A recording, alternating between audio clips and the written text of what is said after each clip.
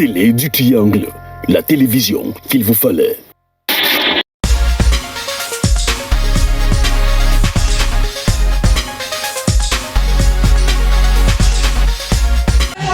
Une jeune fille doit se sentir belle dans sa tête et dans son corps pour être candidate à une élection Miss.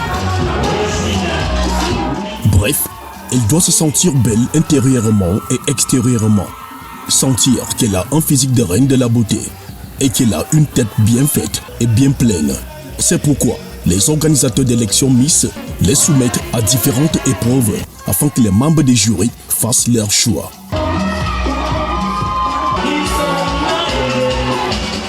La beauté physique étant ce qui frappe en premier la vue, les candidates défilent en plusieurs tenues pour le plaisir des yeux des membres du jury et du public qui doivent noter les filles selon leurs appréciations.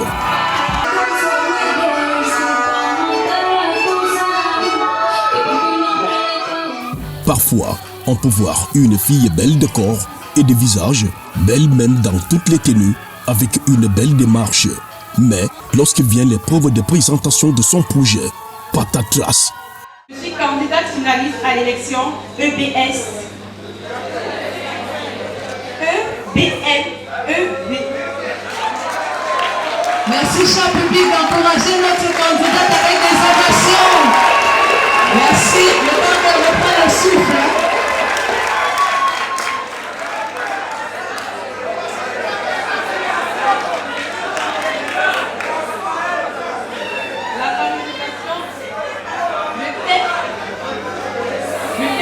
Soirée, la valorisation de la peau et des cheveux africains.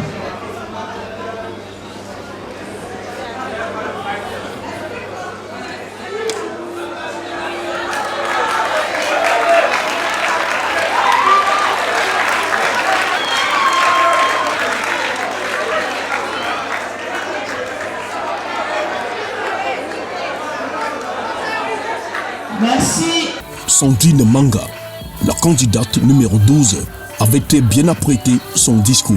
Sauf qu'au moment de le rendre, elle a subi un coup de stress qui l'a complètement désarmée, entraînant par là un manque de courage. Le problème, c'est que c'est ma première fois de faire ça, de faire Miss, de faire dans les Miss. Quand tu arrives devant les gens, tu vois les gens, il faut vraiment avoir le courage. Et ce courage, je n'avais pas. Devant la caméra de télé du Triangle, la jeune fille de 23 ans, en première année médecine dans un institut supérieur, lors de cette élection, avait pris le courage pour adresser au public ce qu'elle avait prévu lui dire. J'ai préparé de dire au public que arrêtons de faire le Ndiansan. Parce que le Ndiansan, ce n'est pas bien pour la santé. Sandrine Manga avait malheureusement perdu cette élection organisée en 2021 par un institut de beauté au Palais des Congrès de Yaoundé.